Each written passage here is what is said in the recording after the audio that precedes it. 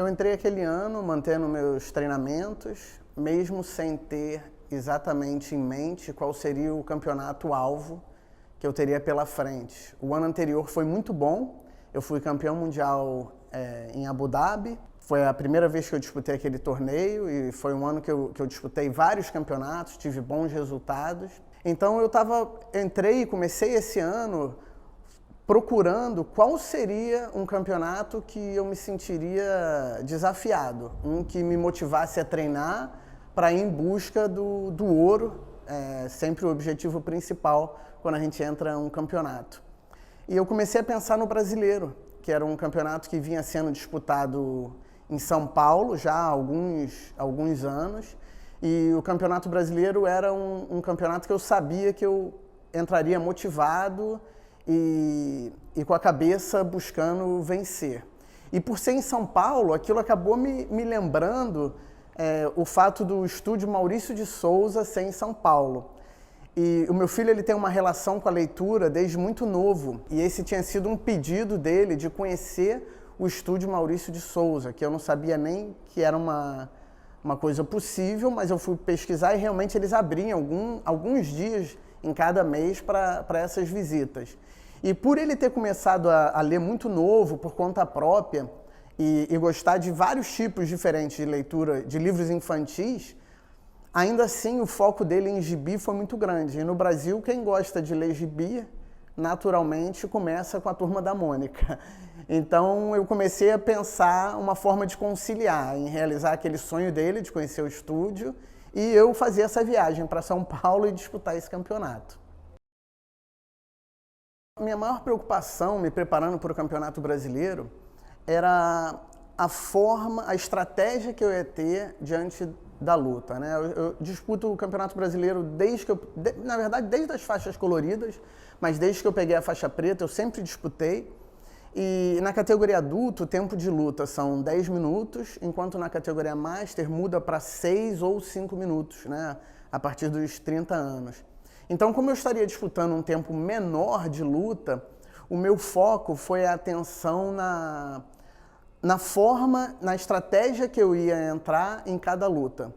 Quando você luta 10 minutos, você tem um tempo maior para se preparar, você tem um tempo maior para recuperar um ponto perdido se você sai atrás no placar, enquanto o que eu percebo nesse tempo menor de 5 ou 6 minutos, o atleta que ele sai atrás no placar, ele é muito prejudicado, porque o outro passa a jogar na defensiva, né? Seja amarrando ou não, isso aí vai do estilo de cada lutador, mas aquele estilo de jogar sem se arriscar força a pessoa que está atrás nos pontos de fazer um esforço muito maior do que se fosse ela controlando o ritmo da luta. Então eu tinha em mente ali de não sair atrás nas minhas lutas, procurar ficar sempre um ponto à frente, se possível, ou pelo menos não tomar ponto até ter a oportunidade de realmente sair na frente. Faltando uma semana para o campeonato, na minha cabeça eu programei um pouco qual seria o cronograma. Seria a primeira viagem sozinho com meu filho, né? Porque parece banal, mas na verdade é um momento muito especial, ainda mais tendo que conciliar, claro, o lazer dele e o meu foco em disputar um campeonato tão importante. Então, mais ou menos me programei para sexta a gente visitar o Parque da Mônica, que era um lugar também que ele tinha muita vontade e se divertiu muito estando lá. No sábado seria um dia para descansar, como véspera do campeonato, que seria domingo, mas chegando lá eu descobri que tinha o lançamento de um livro que seria no Parque Vila Lobos, tem uma biblioteca lá em São Paulo muito bonita nesse parque. E a gente foi porque o próprio Maurício de Souza estaria nesse evento e no auditório a gente poderia vê-lo e depois comprar o livro dele, talvez até ter ele autografado. A gente não sabia se ia ter certeza ou não. Então, meu dia de descanso eu acabei trocando por mais um dia de lazer com meu filho. E foi muito interessante, aconteceu uma coisa muito curiosa, porque lá no auditório, eles permitiram que algumas crianças fizessem perguntas ao Maurício de Souza. E passava uma pessoa da equipe dele com um microfone. E meu filho ficou o tempo todo com a mão em pé, querendo fazer uma pergunta, que eu não sei qual era. Mas foi meio que ignorado, né? Tinham outras crianças, acabaram não escolhendo ele para perguntar. Então, quando terminou, então acabaram as perguntas, ele ficou com o olho cheio d'água, né? Eu fiquei com o coração partido dele não ter conseguido fazer a pergunta dele. Mas, por nossa sorte, ao final a pessoa falou, temos uma surpresa. A gente selecionou 30, eram 180 pessoas no auditório, a gente selecionou 30 senhas para quem tirar essas senhas vir aqui embaixo e poder ter o livro autografado e tirar uma foto com o Maurício de Souza. E aí, para nossa sorte, ele levantou o banco dele, ele era a senha número 1. Então, foi completamente o oposto, né? Ele estava super triste, eu de coração partido, ele de olho cheio d'água, para aquele momento dele ter tirado a senha número 1 e ter tido aquele momento com o Maurício de Souza, tirando foto. Aquilo, valeu a viagem, assim, já foi uma sensação de que o sonho estava se realizando, né? A parte principal da viagem, em algum aspecto, porque minha principal motivação era realizar o sonho do meu filho e coincidir também com o campeonato, mas aquela primeira parte tinha sido cumprida. Uma coisa que me preocupou naquele caminho para o campeonato foi perceber que eu não estava nervoso. Eu fui um cara que eu tive que aprender a lidar com o meu nervosismo nos anos de competição. A gente nunca fica completamente controlado, né? Na verdade, melhor colocando, o nervosismo ele sempre existe e a gente aprende a controlar ele. Mas a ausência de nervosismo preocupa. E naquele momento eu me preocupei porque eu realmente estava sem nenhum frio na barriga, que é uma sensação que eu aprendi até a curtir. Quando eu estava ali na véspera de uma luta, de um campeonato, naqueles dias anteriores, que eu sentia aquela sensação, eu aprendi a respirar fundo e sentir prazer naquele momento. Eu via como o meu corpo me preparando para um desafio que eu tinha, ao invés de ser uma coisa paralisante, que é o que acontecia muito nos anos anteriores, em que eu tinha mais dificuldade em ter bons resultados. Então essa foi uma evolução que eu tive no decorrer dos anos, mas notar que estava 0 me preocupou, porque geralmente quando você não tem frio na barriga, é porque você não está dando importância para o resultado e não era o caso. Eu queria muito ser campeão aquele dia e eu fui me preparando para ser campeão brasileiro. Quando eu cheguei na área de luta ali, no aquecimento, o ambiente é cordial, né? Geralmente você cumprimenta seus adversários, tem uma tela mostrando quantas lutas faltam para você entrar, um cronograma ali organizado, principalmente na confederação a IBJJF e CBJJ, que são as federações principais do jiu-jitsu. Eles têm uma boa organização, uma boa pontualidade. Então eu conseguia ver quantas lutas faltavam e quem eu lutaria. Então eu já vi que o meu adversário era um adversário que eu nunca tinha lutado, mas eu já tinha visto ele lutar algumas vezes, era um adversário forte. E eu comecei ali para entrar no clima da luta, eu comecei a imaginar o que ele faria e como eu poderia reagir àquela luta. E foi engraçado que eu comecei, como ele era um cara assim um pouquinho mais baixo que eu e mais forte, eu comecei a botar na minha cabeça assim, ele vai entrar para amarrar. Eu não sabia se isso ia acontecer ou não, mas eu comecei a me preparar para a possibilidade de um cara que ia entrar com o objetivo de amarrar a luta, ao invés de ir para a luta franca. E aquilo me deu um pouco de raiva. Eu conheço o estado mental que eu tenho que estar para ter uma boa performance, e eu preciso de um estado mental de tranquilidade, mas eu preciso ter um mínimo ali de raiva, que não é uma raiva contra o meu adversário, mas é como se fosse uma sensação de estar sendo desafiado. Alguém que está duvidando da minha capacidade. Então, foi um cenário que eu inventei na minha cabeça para entrar naquela luta focado e deu certo, porque eu entrei o tempo todo pensando, não, ele não vai amarrar, eu não vou deixar ele sair na frente. Então eu fui buscando a luta, acabei conquistando uma posição que eu poderia ir para as costas dele ou raspar. E se ele não se mexesse, se ele não tentasse se movimentar, eu sei que eu poderia ganhar a luta eu amarrando. Então foi como se eu tivesse dado um checkmate nele, no sentido de forçar ele a tomar a decisão. Ou ele ia ter que se contentar com perder de pouco, uma luta empatada, mas que eu estava quase nas costas dele, e ganharia na decisão do juiz, ou ele teria que ir para a luta franca, e aí ele poderia ser melhor que eu, como eu poderia impor a minha técnica.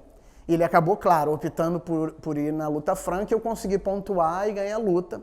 Relativamente bem, a primeira luta a gente sempre cansa, né? Porque a primeira luta é aquela que a gente aquece melhor, mesmo a gente entrando aquecido, é um momento de estresse ali, de dúvida como vai ser. Então ter ganho a primeira luta me deixou um pouco mais tranquilo e focado para a próxima. Quando eu entrei na segunda luta, o meu adversário, eu sabia que ele tinha sido campeão europeu naquele ano. Geralmente o campeonato europeu acontece alguns meses antes, né? Foi provavelmente em janeiro, a gente estava lutando ali em maio. O campeonato europeu eu não tinha disputado, mas eu tinha acompanhado os resultados e vi que ele tinha sido campeão europeu naquele ano. Então eu sabia que era um cara duro e sabia que era um cara que gostava de fazer guarda, ou seja, jogar por baixo, puxando para a guarda. Como eu acredito que quem está por cima consegue controlar um pouco melhor o ritmo da luta, ao contrário de quem está fazendo guarda, eu optei por não tentar puxar antes dele e aceitei ele puxar. Eu tinha em mente não deixar ele fechar a guarda, porque quando você fica preso na guarda fechada, você perde essa possibilidade de controlar a luta e fica muito mais na defensiva, porque um cara forte ali, a questão dos poucos minutos, né, que você não tem aquele tempo, aquela tranquilidade para poder abrir a guarda e você tem que abrir rápido para dar sequência na luta, acaba te expondo a alguns perigos que você não teria se o tempo fosse maior. Então eu deixei ele puxar, ele começou puxando para a guarda, eu tentei me posicionar e ali por volta de 1 minuto de luta ele conseguiu fechar a guarda, que era exatamente o que eu não queria que acontecesse. Eu fiquei um pouco na mão dele, a luta continuava empatada, então ele não podia simplesmente não fazer nada, ele tinha que continuar buscando alguma vantagem, né? Porque somente eu estar ali na guarda fechada dele não garantiria vitória para ele. Eventualmente ele começou a preparar um ataque de chave de braço. E eu me posicionei, eu defendo bem esse tipo de ataque, justamente por, nas faixas coloridas, ter sido finalizado várias vezes em campeonato. Então teve um período ali da minha vida que eu me preparei muito para esse tipo de ataque e desenvolvi muito a minha defesa. Então conforme ele foi indo, eu fui meio que obrigado a deixar ele seguir, dar sequência no ataque dele, porque era a minha chance de defesa e sair. E somente saindo dali eu poderia tomar liderança na luta. Então conforme ele foi atacando, eu defendi o meu braço. Eventualmente, quando ele tentou passar a perna para dar o bote final, eu consegui livrar o meu cotovelo, defender, e a gente caiu ali, guarda aberta, eu não deixei ele fechar mais. Naquele momento, faltava 1 minuto de luta. Eu estava cansado, ele também, não sei se mais ou menos do que eu, mas também devia estar. E nós dois sabíamos que aquele era o minuto final. Então, foi 1 minuto de muita movimentação, um minuto de muita força de nós dois nos controles, então eu consegui ganhar a perna dele, joguei meu peso de uma forma que eu pudesse diminuir as possibilidades de raspagem dele. Fui voltando o quadril dele, porque quando ele fica mais de lado, ele poderia me atacar mais. Então, conforme eu fui centralizando e ficando de frente, eu tive a possibilidade de tirar minha perna e cair do lado dele. Caí passado, mas faltavam segundos para terminar. Então, o apito da luta, de encerrar a luta, foi dado, sem eu concretizar os meus pontos, mas eu sabia que por ter terminado a luta passado, e ele forçando, tentando repor, seria o suficiente para eu ganhar a luta. O juiz deu então a vantagem que eu precisava e um passo a mais na direção do ouro. Conforme eu ganhei a segunda luta, eu sabia que só faltavam 2 lutas para eu ser campeão. E essa frase, ela é chave no pensamento de quando você quer ser campeão, porque eu poderia pensar, eu já estou no pódio, porque eu teria avançado para a semifinal. E muitas vezes eu fiz isso, e eu sei que muitas pessoas fazem isso. Conforme elas chegam na semifinal, elas pensam, eu já garanti um lugar no pódio. Só que é uma constatação de alegria, mas esse pensamento te inibe a seguir lutando e buscando ser campeão. E eu lembro claramente que eu pensei, faltam 2 lutas para eu ser campeão. Então, quando eu entrei nessa disputa da semifinal, eu não entrei satisfeito com o que eu tinha feito até ali. Eu entrei pensando que era só mais um degrau, mais um desafio para eu avançar para a final. E na minha cabeça, eu me convenci que o meu adversário estava satisfeito de estar ali na semifinal. Eu não posso entrar na mente dele, mas o fato de eu ter me convencido de que ele estava satisfeito me fez fazer uma luta super confiante, super solto. E mesmo esse adversário tendo vencido alguns atletas que eu considero muito duros, em 2 minutos e meio eu finalizei ele. Então eu não tive nenhuma dificuldade nessa luta, consegui avançar com meus pontos, fiz um giro que eu faço muito bem de ida para as costas e eventualmente finalizei ele das costas, confirmando a minha teoria que eu criei de que ele estava satisfeito com a conquista do pódio e agora meu foco era na final. Antes da luta final, a primeira grande diferença que eu vi era que a área de aquecimento estava vazia. Quando eu cheguei, estava lotada e naquele momento só tinha eu, o meu adversário e o técnico dele. Eu estava sozinho, eu não estava com técnico, mas pelos anos e anos lutando em campeonato, sempre tem algum amigo que está gritando tempo para você e tudo, mas é diferente de você ir com o seu técnico preparado, né? A minha viagem foi atípica, como eu narrei até agora. Então, naquele momento, era eu, o meu adversário e o técnico dele, e mais ninguém. Já era final do dia, o estádio já estava vazio, e eu sabia que o meu desafio final era aquela luta ali. Era um adversário que eu já tinha ganho em uma outra ocasião, mas em uma luta dura. Então, eu sabia que ele estava vendo ali como a possibilidade de revanche dele, um atleta muito duro, mas eu estava muito bem. Eu fiz uma progressão muito boa de luta e ali, a todo momento, eu estava pensando, eu vim aqui para ser campeão, eu estou focado nessa vitória e eu entrei com essa mentalidade. Até ali eu não tinha tomado nenhum ponto nas lutas que eu fiz, ganhei todas com essa segurança, mantendo o objetivo dos treinos, que era ou sair na frente ou manter a luta empatada até que eu conseguisse pontuar. E foi exatamente assim que eu entrei nessa luta.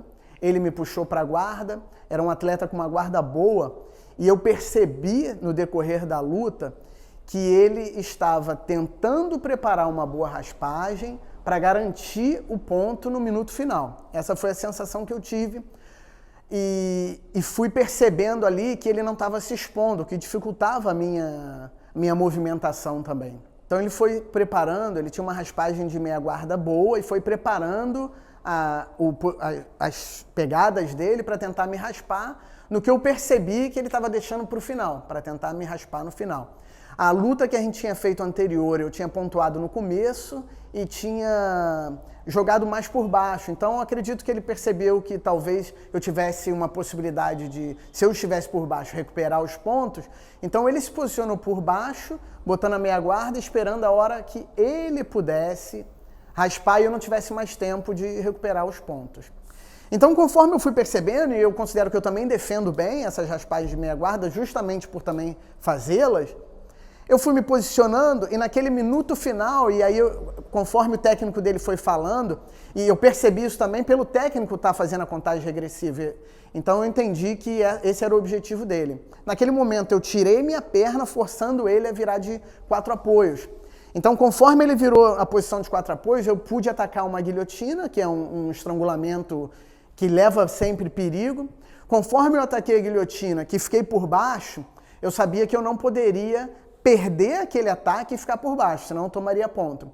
Então eu já conectei com uma raspagem, invertendo e caindo por cima novamente, e aquilo me fez ganhar o ataque, né, a vantagem do ataque, e me posicionar de novo por cima, quase passando a guarda dele. Então aquilo foi o suficiente para eu ficar à frente do placar. E o fato dele ter esperado, ele ter arriscado, o último minuto para ir para a luta franca acabou sendo um tiro pela culatra, porque, na verdade, eu saí com os pontos na frente, enquanto ele não teve a oportunidade de recuperar essa vantagem que eu tive. Então, naquele momento que foi dado o apito final e eu me vi campeão, eu levantei com uma alegria contida, como tem sido uma característica minha nos últimos campeonatos, mas por dentro muito feliz, sabendo que eu estava ali coroando um fim de semana sonhado e que não poderia ser um desfecho mais satisfatório. Naquele dia foi a minha 10ª final de campeonato brasileiro.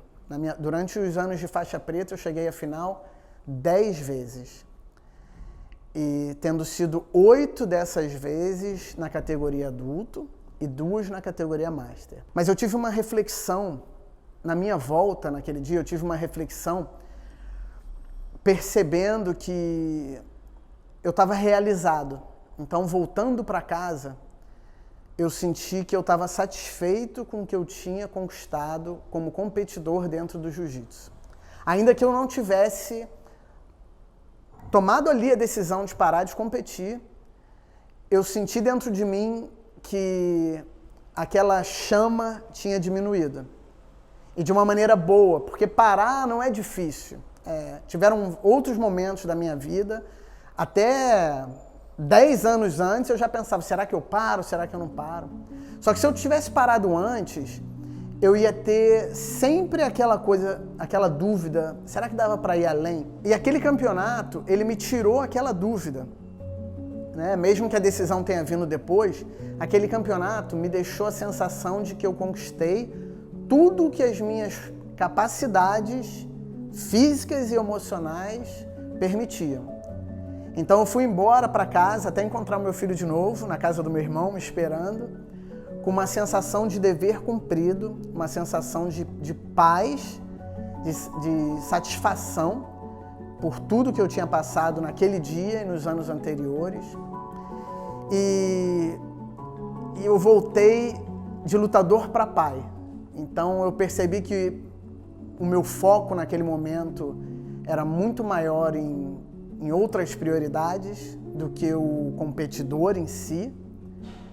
E foi um momento de paz com essa decisão. E poucos meses depois eu senti que eu não queria mais competir. E essa é uma mudança que eu sempre tenho medo de falar de uma forma definitiva, porque se essa vontade voltar, eu vou lutar. O jiu-jitsu permite isso, né? Como tem as categorias de idade, permite que você lute até velhinho, né? Eu sempre achei que eu ia lutar até tá com a cabeça completamente branca, né? Tá ficando, mas não tá completamente ainda. Então, pode ser que alguma coisa mude, mas eu senti que naquele momento eu estava satisfeito e esse foi até então o meu último campeonato.